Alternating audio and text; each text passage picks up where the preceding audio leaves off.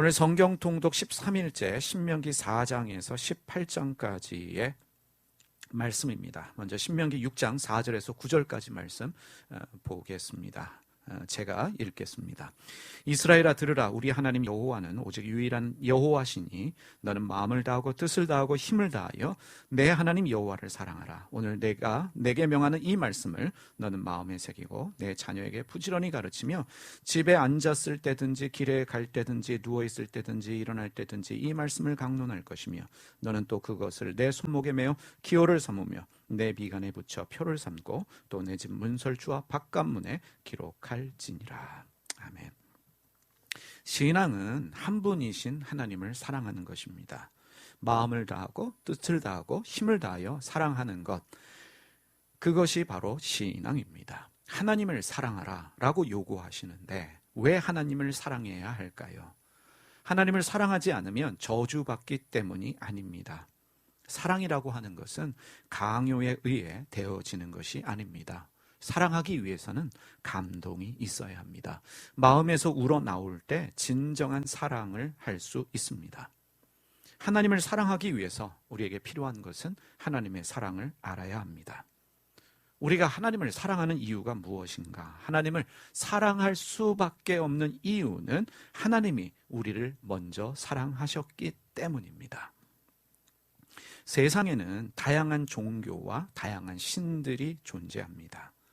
대부분 종교의 신들은 사람이 찾아가서 엎드려 빌어야 복을 줍니다. 이 신은 인간에게 사랑이 아니라 복종과 헌신을 요구합니다. 사람들이 복 받으려고 신에게 돈과 재물을 정성으로 바칩니다. 그게 종교적인 사람들이 신에게 바치는 사랑입니다. 돈과 재물입니다. 그런데 우리 하나님은 다릅니다. 하나님이 우리에게 먼저 찾아오셨습니다. 하나님이 사람에게 먼저 찾아오셨어요. 아브라함에게 먼저 찾아오셨습니다.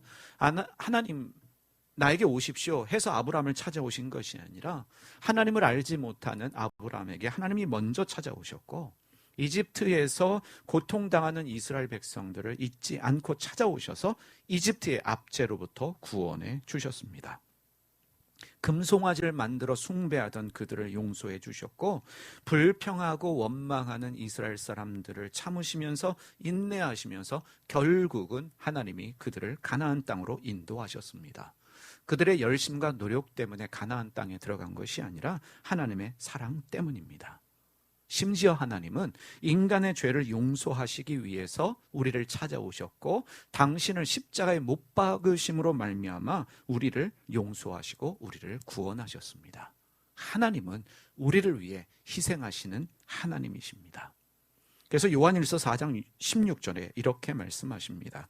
하나님이 우리를 사랑하시는 사랑을 우리가 알고 믿었노니 하나님은 사랑이시라. 사랑 안에 거하는 자는 하나님 안에 거하고 하나님도 그의 안에 거하시느니라. 하나님의 사랑을 알고 깨달을 때 하나님을 사랑하는 일은 자연스러워집니다. 하나님이 나를 사랑하시는구나. 하나님이 나를 구원하시기 위해서 자기를 희생하셨구나. 이 사랑을 깨달으면 하나님 사랑하는 일은 너무나 자연스럽습니다. 거기서 끝나지 않습니다. 하나님의 사랑이 나를 통해 흘러나옵니다. 이웃을 내 몸과 같이 사랑할 수 있습니다. 노력하지 않아도 애쓰지 않아도 사랑할 수 있게 됩니다. 하나님 사랑하게 되고 이웃을 내 몸과 같이 사랑할 수 있습니다. 우리 자녀들에게 하나님의 사랑을 가르치는 탁월한 방법이 무엇일까? 오늘 신명기 6장 말씀에 너희 자녀에게 이것을 가르치라. 이 말씀을 너는 마음에 새기고 내 자녀에게 부지런히 가르치라 라고 말씀하시는데 탁월한 가르침은 내가 하나님 사랑하는 삶을 살면 됩니다. 그 사랑이 나를 통해 흘러나오면 그것은 어떤 강의보다 어떤 설교보다 탁월합니다. 매를 드는 것보다도 하나님을 사랑하는 모습을 부모가 보여주면 자녀는 하나님을 사랑할 수 있게 됩니다. 종교적 교리를 가르치고 종교적 행위를 강요하는 것이 신앙 교육이 아닙니다. 더불어 함께 살면서 서로를 통해 경험하고 보고 배우는 것이 진정한 신앙 교육입니다. 하나님을 사랑하라 라고 우리에게 요구하시는데 그 사랑을 우리가 깨닫고 실천해서 살아가면 우리 자녀들도 당연히 하나님을 사랑하는 사람들이 될 수 있습니다. 신명기 8장 3절 말씀으로 넘어가겠습니다. 다 함께 신명기 8장 3절 말씀 피시고요. 함께 읽겠습니다. 너를 낮추시며 너를 줄이게 하시며 또 너도 알지 못하며 내 조상들도 알지 못하던 만나를 내게 먹이신 것은 사람이 떡으로만 사는 것이 아니요 여호와의 입에서 나오는 모든 말씀으로 사는 줄을 내가 알게 하려 하심이니라. 하나님이 낮추실 때는 이유가 있습니다. 하나님이 줄이게 하실 때는 이유가 있습니다. 어떤 이유일까요? 우리의 유익을 위해서입니다. 하나님은 우리를 사랑하십니다. 사랑하시기 때문에 우리를 낮추시고 우리를 줄이게 하십니다. 그래서 만나로 살게 하십니다. 만나로만 살게 하십니다. 만나가 무엇입니까? 말씀입니다. 사람이 배부르잖아요.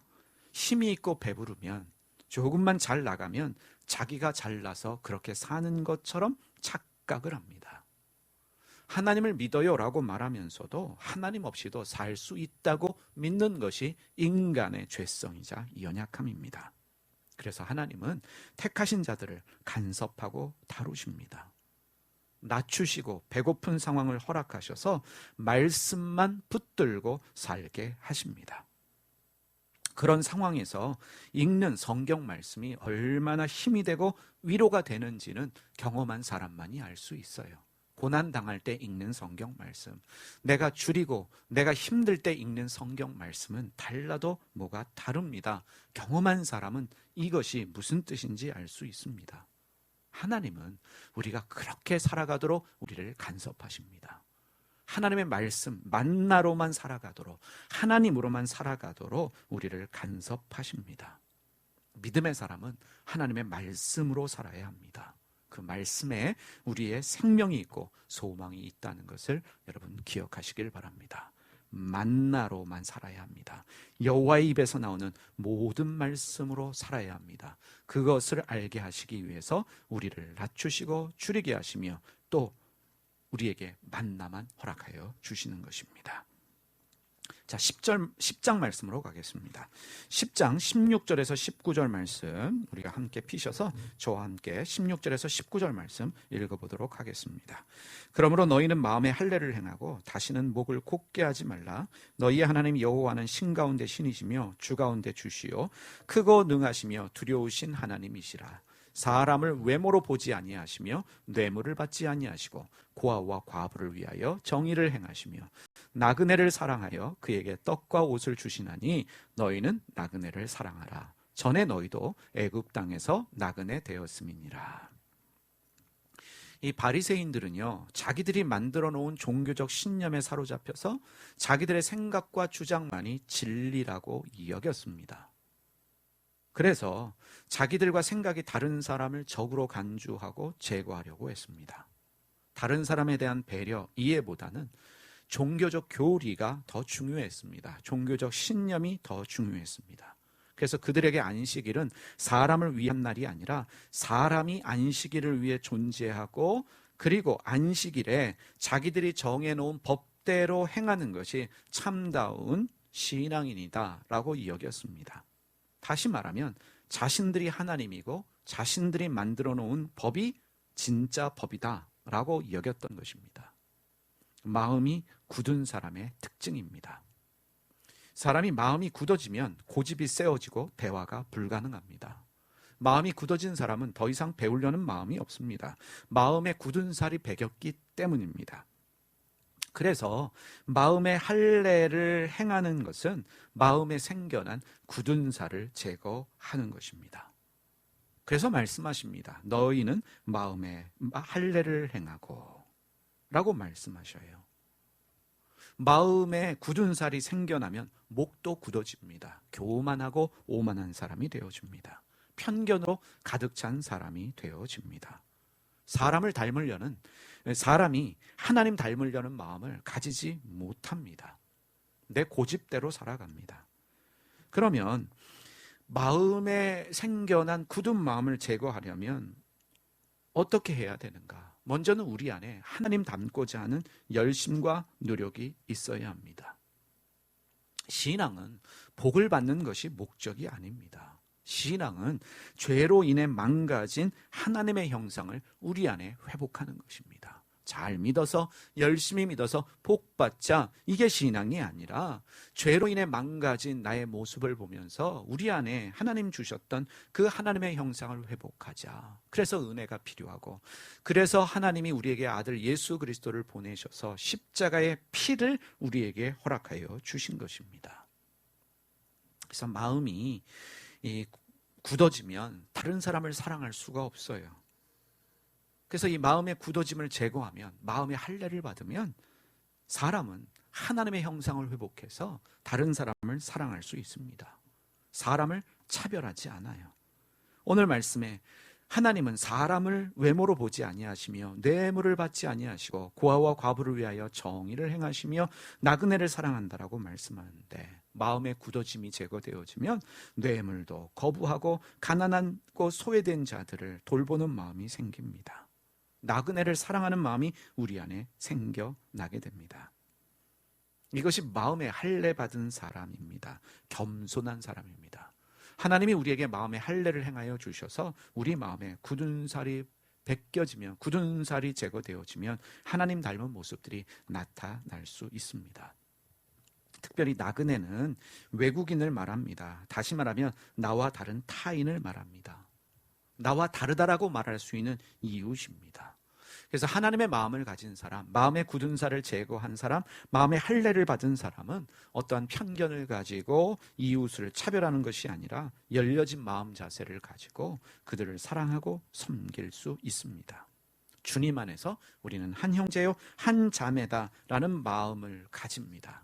이것이 하나님 닮은 마음입니다. 성경은 우리에게 요구합니다. 마음의 할례를 행하고 다시는 목을 굳게 하지 마라.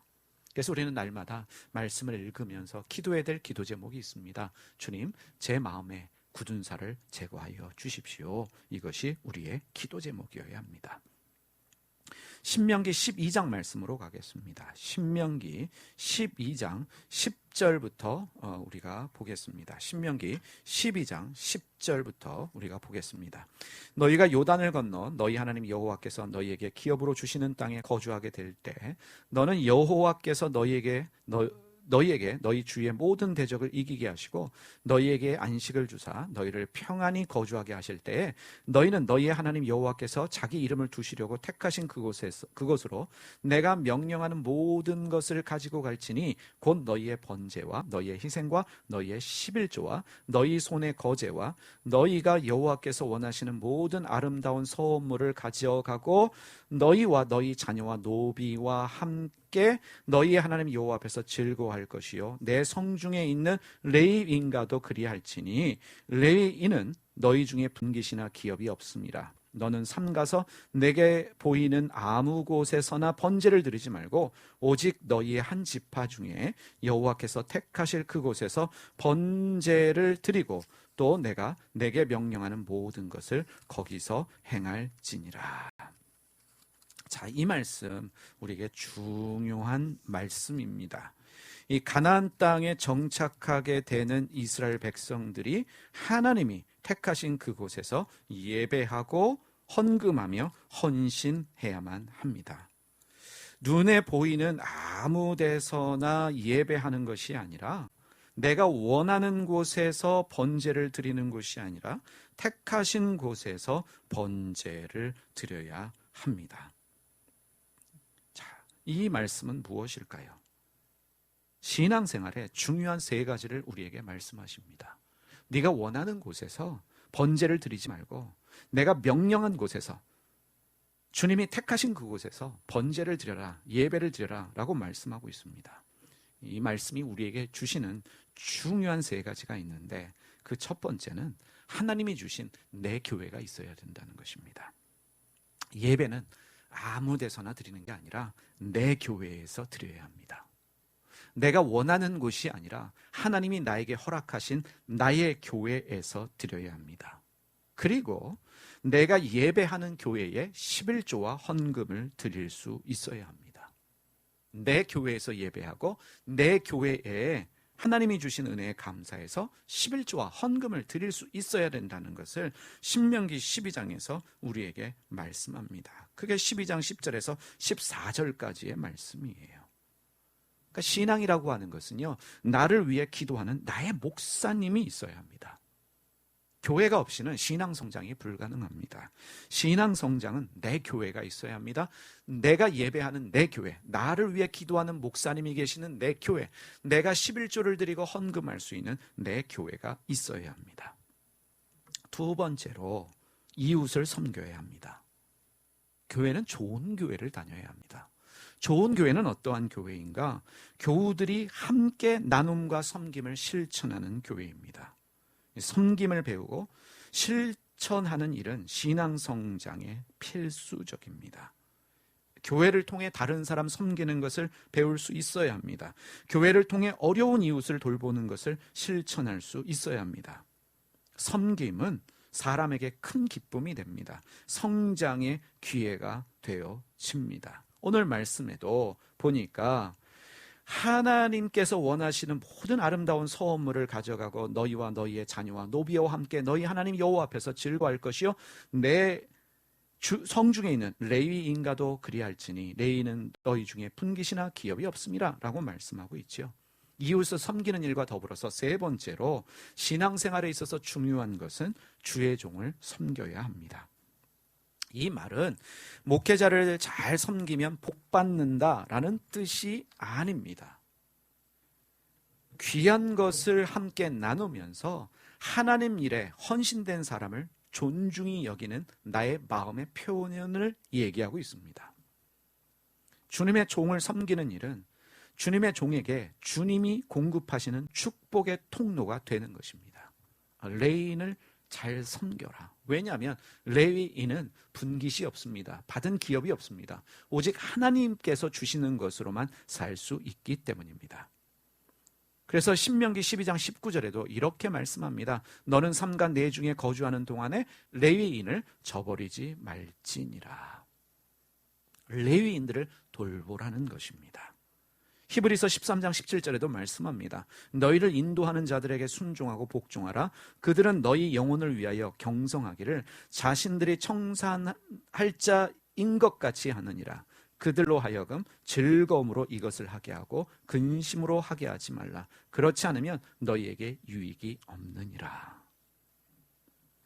교회에 목회자들을 어떻게 섬겨야 될지를 말씀하고 있어요. 너희를 인도하는 자들에게 순종하고 복종하라.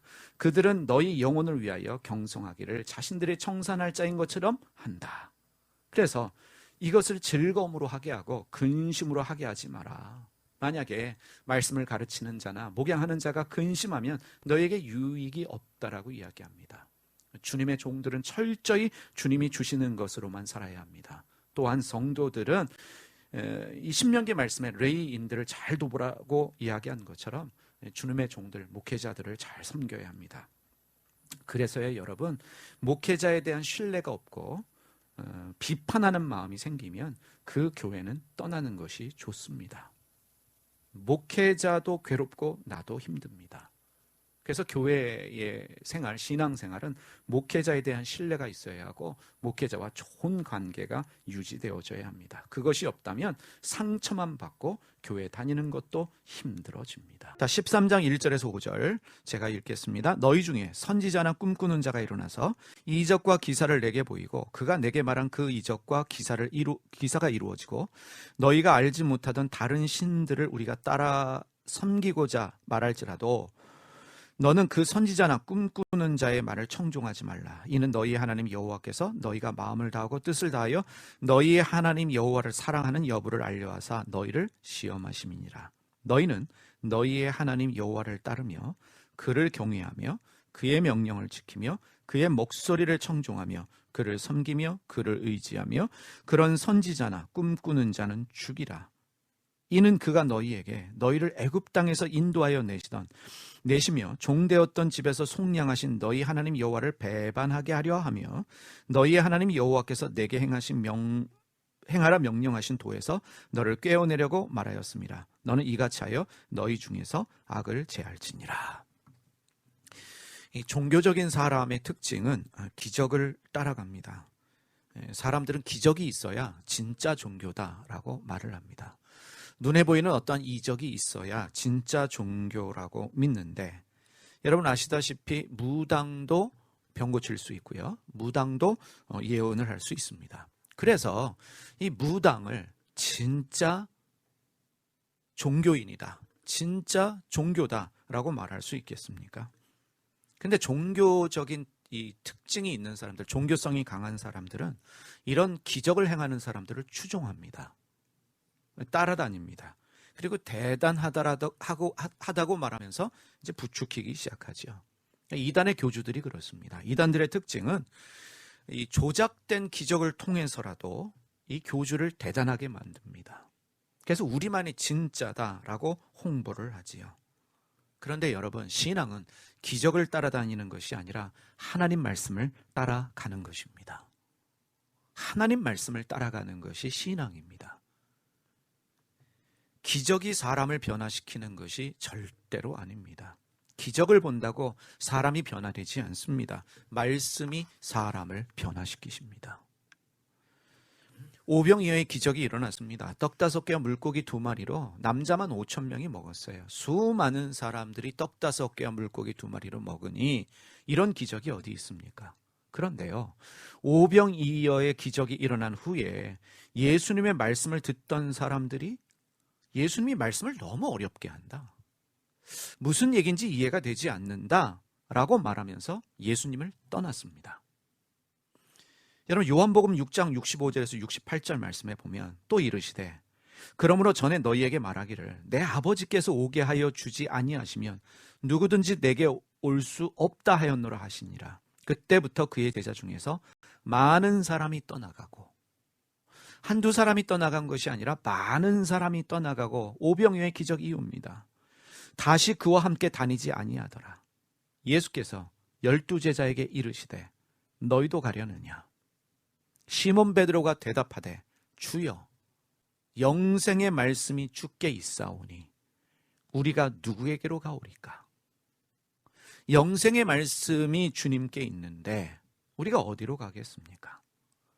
베드로를 비롯한 다른 제자들은 기적 때문에 예수님 곁에 남아 있었던 것이 아닙니다. 그들이 예수님을 쫓았던 이유는 기적이 전부가 아니었습니다. 생명의 말씀이 예수님께 있다라는 사실을 알았기 때문입니다. 주님의 사람은 생명의 말씀을 붙잡습니다. 그러한 성도들이 되시기를 바랍니다. 생명의 말씀이 성경에 기록되어져 있습니다. 하나님이 우리에게 기록되어진 말씀을 주셨어요. 여러분, 고대 이스라엘 사람들에게는 전해지는 말씀을 주었습니다. 그런데 우리에게는 기록되어진 말씀이 있기 때문에 그 말씀을 언제든지 들고 언제든지 들을 수 있습니다. 이것은 복 중에 복입니다. 성경에서 말씀하시는 하나님을 믿으셔야 합니다. 하나님을 믿는데 잘못된 하나님을 믿는 경우가 있습니다.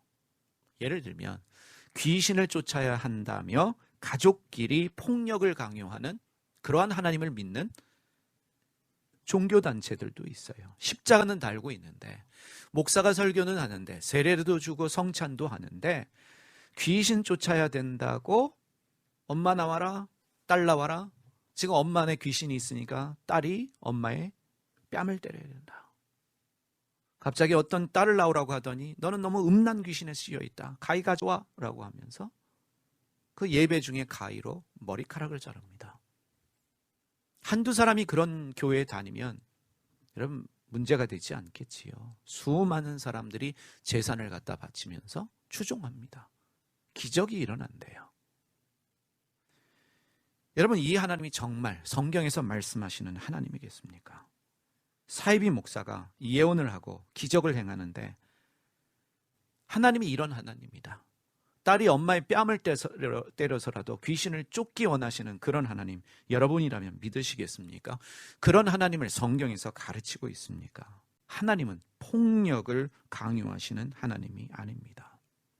성경을 모르니까, 또 가르쳐 주는 대로 믿는데 잘못된 것을 가르치고 잘못된 가르침을 믿다 보니까 결국 사이비 목사가 가르치는 잘못된 하나님을 믿다가 재산 갖다 바치고 몸 망치고 가족 관계도 다 깨어져 버립니다. 아주 오래전에요. 제가 20대 청년 시절이니까 거의 30년 전이겠지요. 천국에 갔다 왔다라고 간증하는 외국인이 있었습니다. 내가 본 천국이라는 책을 써서 유명해졌고 베스트셀러였어요. 그 당시에 이 출판사가 책을 찍어내지 못해서 복사본이 돌 정도로 많은 사람들이 그 책을 읽었습니다. 한국에 오셨어요. 그래서 집회를 하는데, 전국을 돌면서 집회를 하는데 수많은 사람들이 모여들었습니다. 근데 서울에서 집회할 때인데요, 그 한영고등학교라고 하는 곳에서 운동장에서 이제 저녁에 집회를 하는데, 그때 통역으로 극동방송 부사장이셨던 목사님이 통역으로 서셨습니다.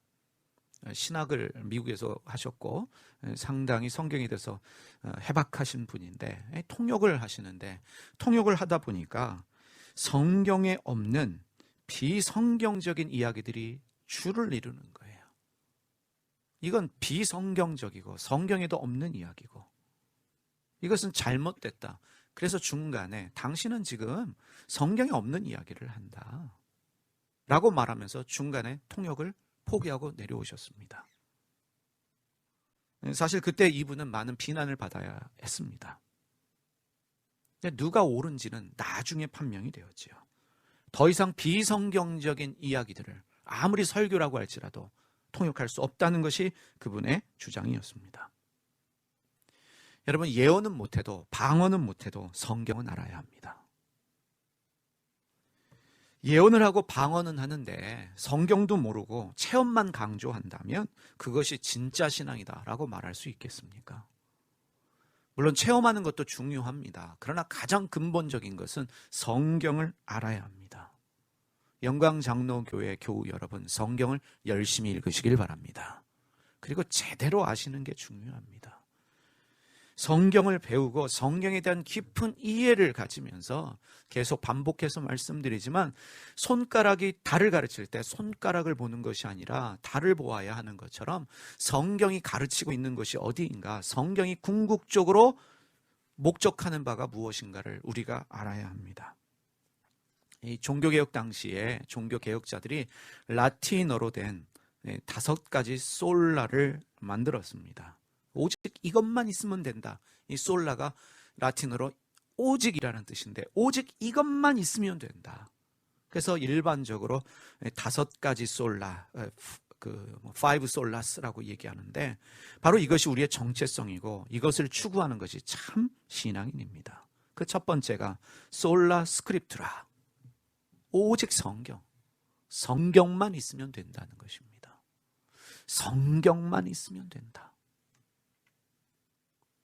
여러분, 우리 좀 전에 봤던 그 영상에서 그 유진 피터스 목사님이 한국교회 목사님들에게 하신 말씀이, 책 열심히 읽는 것도 좀 줄이시고, 우리에겐 지금 많은 친구들이 필요한 것도 아니고, 세상이 필요한 것은 여러분이 아니라 하나님이다 라고 말씀하시면서 강조했던 것 중에 하나가 하나님과의 깊은 만남입니다. 다른 책은 다 없어도 우리에게는 성경만 있으면 되는 것입니다. 성경에 답이 있습니다. 솔라 스크립투라. 두 번째로, 이 가톨릭으로부터 종교 개혁하는 과정 속에서 종교 개혁자들이 내세웠던 두 번째는 솔루스 크리스투스, 오직 그리스도. 오직 예수님만 있으면 된다. 교황을 통해서, 신부를 통해서 주님 나라가는 게 아니라 오직 주님만 계시면 된다. 오직 그리스도만 계시면 된다. 이것이었습니다. 그래서 여러분들이 좋은 교회, 참된 교회는 오직 성경, 오직 그리스도를 강조하는 교회입니다. 그리고 세 번째는 이것입니다. 솔라 그라티아, 오직 은혜. 은혜라는 것이에요. 여러분, 은혜는 무엇입니까? 내 열심과 내 노력이 아니라 하나님이 부어주시는 그 은혜로 산다는 거예요. 은혜로 산다라고 하는 건 하나님께 다 맡겨드리는데 하나님이 하신다. 그러니까 우리가 은혜로 구원을 받는 거예요. 이건 참 중요합니다. 여러분들이 어느 교회 간데 이렇게 해야 구원받는다, 저렇게 해야 구원받는다, 목사 잘못 섬기면, 신빌조 안 하면, 이런 거 안 하면은 구원 못 받는다라고 이야기하는 것 자체가 여러분 비성경적인 이야기예요. 여러분 왜 종교를 개혁했습니까? 왜 카톨릭으로부터 분리를 시켰습니까? 바로 이 핵심이에요. 성경도 안 가르치는 것도 문제였고, 그리스도 중심도 아니었고, 또 하나 은혜 중심이 아니었거든요. 면죄부를 사야만, 그래서 그 면죄부를 산 헌금통에 동전 소리가, 짤그랑 소리가 나야만 연옥에 있는 너희 부모님들, 친척들이 천국에 가고 너도 이런 행위를 해야만 천국에 간다. 그런데 그런 요소들을 가지고 여전히 교회 다니시는 분들이 있어요. 성경은 은혜를 가르칩니다. 여러분 은혜로 구원을 받았습니다.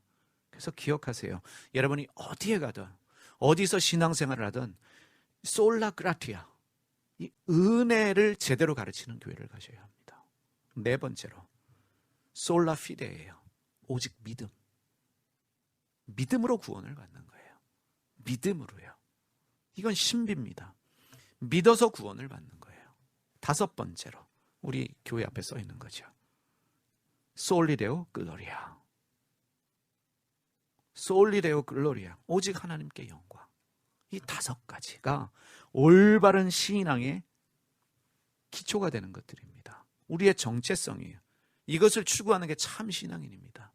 이 다섯 가지를 가지고 여러분들이 이것을 여러분이 인식하고 깨달으시면 나중에 여러분이 타 지역으로 가든, 그래서 어느 교회 갈까라고 했을 때 이 다섯 가지 관점으로 그 교회를 보십시오. 오직 성경, 오직 그리스도, 오직 은혜, 오직 믿음, 오직 하나님께 영광. 이 다섯 가지는 외워두셔도 좋습니다. 자, 15장 말씀으로 넘어가겠습니다. 신명기 15장 말씀입니다. 15장 11절에서 15절까지의 말씀이에요. 땅은 언제든지 가난한 자가 그치지 아니하겠으므로 내가 내게 명령하여 이르노니 너는 반드시 내 땅 안에 있는 내 형제 중 곤란한 자와 궁핍한 자에게 내 손을 펼칠지니라. 내 종족 히브리 남자나 히브리 여자가 내게 팔렸다 하자 만일 6해 동안 너를 섬겼거든 7채에 너는 그를 놓아 자유롭게 할 것이요 그를 놓아 자유하게 할 때에는 빈손으로 가게 하지 말고 내 양 무리 중에서와 타작마당에서와 포도주 틀에서 그에게 후히 줄지니 곧 내 하나님 여호와께서 내게 복을 주신 대로 그에게 줄지니라. 너는 애굽 땅에서 종되었던 곳과 내 하나님 여호와께서 너를 속량하셨음을 기억하라. 그것으로 말미암아 내가 오늘 이같이 내게 명령하노라. 여러분, 신앙이란 나 같은 죄인 살리신 주님의 은혜에 감격하며 사는 것이 신앙입니다. 지금 모세가 이제 가나안 땅에 들어가게 되는 이스라엘 백성들에게 고별 설교를 하고 있지 않습니까? 지금 눈물로 하는 설교입니다. 가나안 땅에 들어가거든 이렇게 살아라. 그 사는 방법이 뭐냐? 은혜를 기억하며 살라는 것입니다. 은혜를 기억하는 사람은 받은 은혜를 주변 사람과 이웃에게 나누면서 삽니다. 그래서 은혜 받은 사람은 넉넉하고 인색하지가 않습니다. 나누는 것이 기쁨이고 나누는 것이 행복이고 나누는 것이 즐거움입니다. 어려운 이웃을 보면 못 본 척하지 않습니다. 도움의 손길을 내밉니다. 더불어서 다른 사람의 인격을 존중합니다. 삶을 존중합니다. 팔려온 종이 있다면 7째 되던 해에 해방시켜라. 여러분, 당시 고대시대에는 돈 없으면 노예로 팔렸어요. 그런데 노예가 된 것은 참으로 억울한 일이잖아요. 돈이 없어서 팔려왔다는 거. 그런데 이제 7째 해가 되거든, 안식년이 되거든. 이스라엘 사람들은 6년까지 농사 짓고 7년에는 안식년을 갖도록만 됐습니다. 이때 농사만 안 짓는 게 아니라 여러분 알고 계시지요? 빚도 다 탕감해주고 그리고 종도 자유하게 해주는 거예요. 근데 이런 사람들이 있어요. 아유, 나는 당신하고 사는 게 좋아요. 나는 당신 집에서 그냥 노예로 살겠습니다. 라고 하면 이제 제사장에게 가가지고 뭐예요? 귀를 뚫죠. 그래서 귀걸이를 하는 거예요. 근데 노예를 해방시켜요. 그 의미가 뭐예요? 다른 사람의 삶을 존중하고 인격적으로 대하라는 것입니다. 갑질하지 말라는 거죠. 다른 사람을 배려하고 나누고 베푸는 손이 크고 풍성합니다. 그래서 믿는 사람에겐 놀부심보가 없습니다. 하나님이 우리에게 그렇게 살기를 원하셔요. 예수님 닮은 삶, 나누고 베푸는 삶, 다른 사람을 존중하는 삶, 그게 은혜 받은 자의 삶입니다. 구원받은 자의 삶입니다. 기도 많이 하고 성경도 많이 읽고 교회 생활 열심히 하는 것도 중요하지만 하나님 닮아서 나누고 베푸는 삶을 사는 것도 중요합니다. 디모데전서 6장 17절에서 19절에 보면 이렇게 말씀합니다. 내가 이 세대에서 부한 자들을 명하여 마음을 높이지 말고 정함이 없는 재물에 소망을 두지 말고 오직 우리에게 모든 것을 후히 주사 누리게 하시는 하나님께 두며 선을 행하고 선한 사업을 많이 하고 나누어 주기를 좋아하며 너그러운 자가 되게 하라. 이것이 장래에 자기를 위하여 좋은 터를 쌓아 참된 생명을 취하는 것이다. 바울께서 디모데 목사에게 어떻게 목회해야 될지를 가르치는 거예요. 교회 안에 돈 많은 사람들이 있을 텐데 그들을 이렇게 가르쳐라. 정함이 없는 재물에 소망 두지 말게 하고 우리에게 모든 것을 후히 주사 누리게 하시는 그 하나님께 소망을 두면서 하나님의 마음을 닮아서 선을 행하고 선한 사업을 많이 하고 나눠주기를 좋아하는 너그러운 자로 양육하라는 것입니다.